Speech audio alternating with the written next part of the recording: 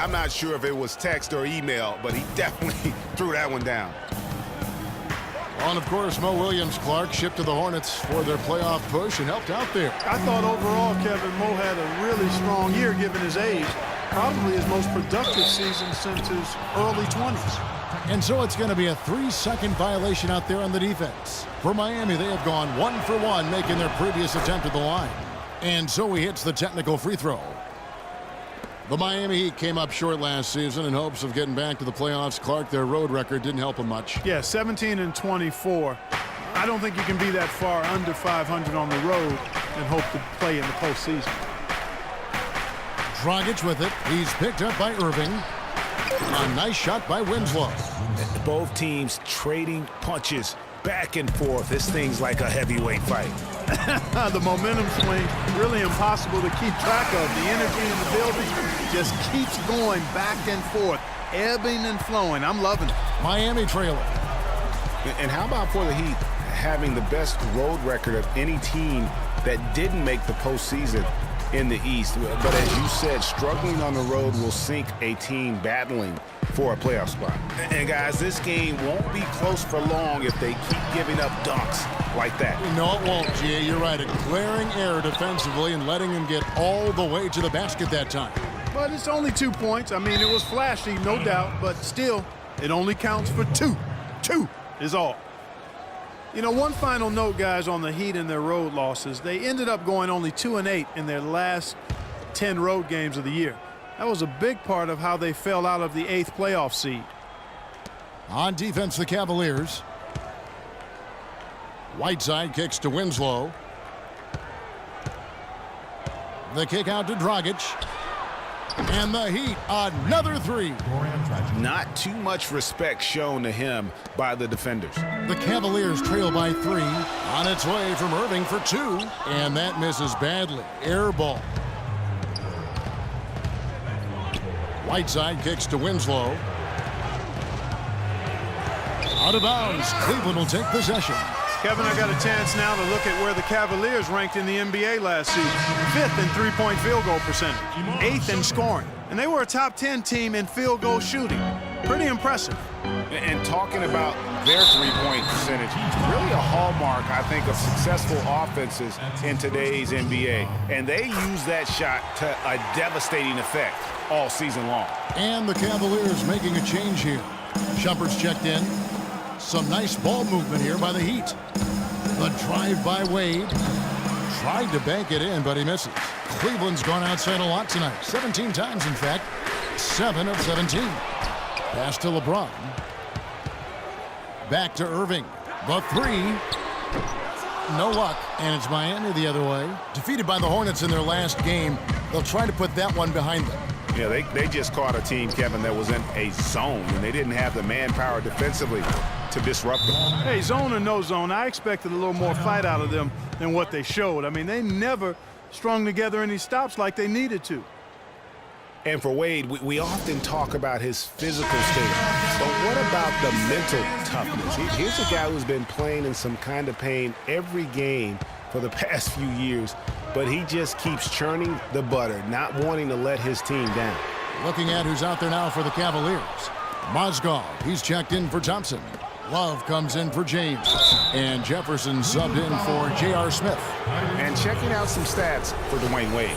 He had a strong showing last season. He was around 21 points per game last year, 5 assists and 3 rebounds.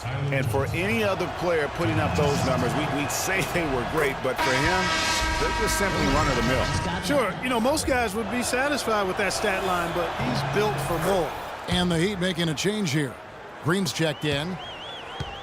Greg, you brought up the topic of Wade. He's had a chance to make several tough mental adjustments throughout his career. Well, he's always been a guy willing to alter his game for the good of the team. That's why he's got those championship rings, Kevin. You've got to be flexible, not just talented. Yeah, when Shaq comes in and joins him, then he had to change away when LeBron came in to play Great a credit different to way. him. Yeah. Great credit to him. Very admirable. Great open look there. Johnson's got the lead up to 5 now for the Heat. Timely passing leads to assists, and that's been the recipe for success. Everybody on the same page, completely in sync. Tremendous communication and awareness. Well, what a season for Kyrie Irving last year. Huge moments for him. 57-point outburst against San Antonio. That was a new franchise record for the Cavs. I think a lot of it was finally being able to play with other All-Stars, quite honestly, Kevin, but you can't discount the work Irving put into the offseason to be ready for the regular season. Kicks it to Johnson. Out to the right wing. Johnson the screen. Just 5 to shoot. The drive by Green. No good. So Cleveland will take it the other way. They come into this one following the loss to the Grizzlies. And that was a shocker. Hard to believe that they dropped the ball, so to speak, on that one. And probably a tough pill for them to swallow. And to lose it like they did, too. Wow, right at the end, man, makes it even tougher to take. And that one's good, Shumpert. And for Irving, he did come into last year hot. I mean, he won the MVP in international play while with Team USA. Johnson, the pass to Bosh. Dishes it to Johnson. Bosh, a screen on Shumpert. Johnson attacking. Here's Stoudemire. Mozgov with the block. Stoudemire kicks to Bosh. Banked in off the glass. Bosh has got 7. He's got so much junk in his trunk. He'll find a way to hurt you. And for Kyrie, taking home the MVP in a Team USA tourney like that, it's a huge ego boost. I mean, of all the stars on that team, he shined the brightest. And I think that's going to help his confidence for this year. And at the offensive end, he's done about as much as they could have hoped for today. Whistle blows. Yep, that's going to be a travel. The Heat leading by 4. Dragic dishes to Green. And there's the call on Jefferson. That is his first foul of the game. Well, last season would be one where Kevin Love played a different role, saw his numbers decline, but that was, I think, especially with LeBron and Kyrie, much better players than he ever had in Minnesota. That was to be expected. It's a great point, Kevin. And Love dropped about 10 points per game in terms of his output. The field goal percentage as well as three-point percentage was down, but still, he traded it all to be on a winning team. And I really feel like his numbers will start to go up as he makes the adjustment to playing with great players. Good point. Stoudemire, and he dunks it down. Ooh, that's as forceful a finish as you're ever going to see out of this guy. Well, gee, it adds now to their lead in spectacular fashion. And, you know, that lead's only going to grow if they're not prepared to defend a little more staunchly than that. And, you know, for Love last season, we knew he'd be in a supporting role to LeBron. You put any player next to LeBron, and he automatically becomes some kind of role player. Feeds to Dragic. Down low. Goes up at the stripe. And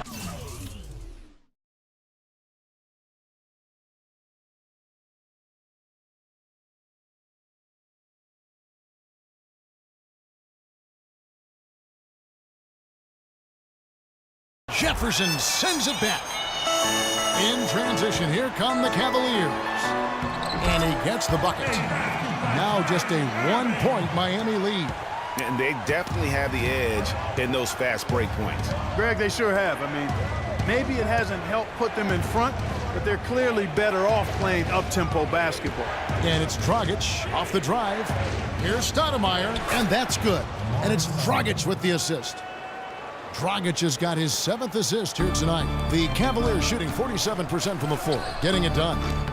Shumpert, no good. It just hasn't been a very good day for him, guys. They need him to start burying some of those.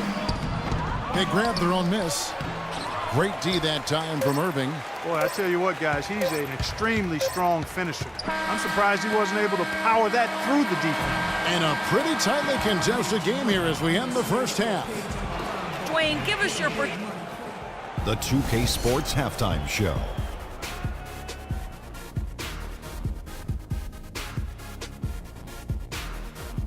And an exhilarating first half, to be sure. Welcome back. I'm Ernie Johnson alongside Kenny the Jet Smith and Shaquille O'Neal.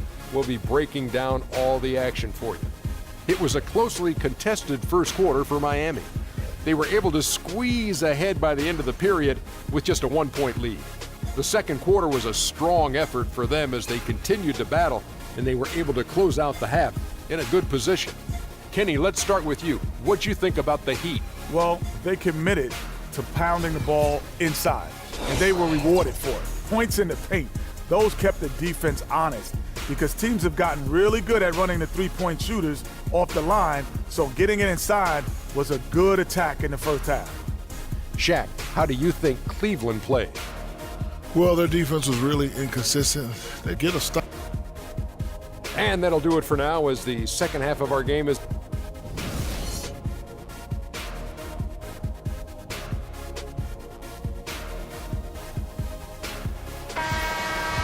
Here we go now, the start of the third quarter, welcoming you back in a closely contested first half so far. Well, Irving has simply been great. 22 points and just an amazing performance from downtown. He is pouring it in from three, guys. You know how much I love to see guys knocking down buckets. All fueled up and ready to go. Let's reset the lineups courtesy of Gatorade for the second half of basketball. And for Miami, look at who they've got out there. Dang and Bosh, your small and power forwards. Dragic is joined in the backcourt by Wade, and it's Whiteside in at the pivot spot, manning the middle. It's hauled in by Luol Deng. The Heat leading by 3. Well, I think it's been said about 1,000 times now how Coach Spoelstra started as a video coordinator with the Heat, but he's been with the organization for so long, they are starting to become synonymous. Irving for 3. Again, Irving missing. And out of the gates here in this second half, they have not started well. 0 of 3. And then Bosh with the jam. And it doesn't really matter who starts the break with how he runs the floor. He seems to always be the one who finishes it. Yeah, he is so fun to watch and how he attacks the rim at full speed like that, man. It's something to behold the way that guy gets to the rim. Here's Whiteside, and that's good. And it's Dragic with the assist. And it's a 10-point Heat lead. I'm sorry, that's poor defense down low again. It's been a mismatch thus far in the paint. I'd agree with you, and I don't think they expected this one to be a game where they would get battered inside like they have.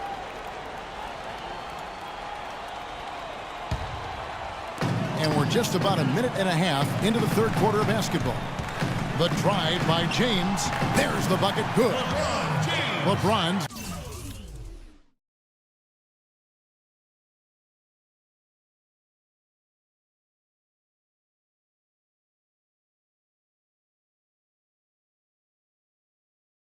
Got 7 points.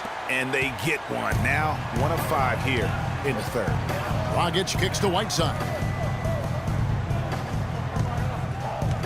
James against Wade. Off target on the 15-footer. Well, I think he kind of alligator armed that one, short stroked it. After doing a nice job to get open, he didn't finish the shot. Miami leading by 8.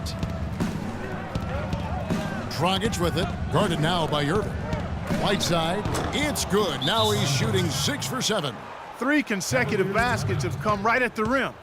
The defense had better start buckling down and tightening up. Guys, they are getting exposed in terms of their low post defense. Timeout called the Cavaliers.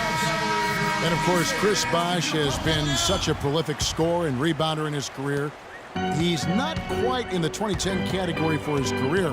But boy, Greg, he's close. Yeah, I mean, good athleticism, that big wingspan, and not an overly physical player, but very instinctive on the backboard. And when it comes to scoring, particularly from that mid-range area, he can do it all. Bosh, the screen. Now here's Winslow. He's guarded by Williams. And the rejection by Love. And it's Smith penetrating, and he dunks it down. Grown man's power flush with a long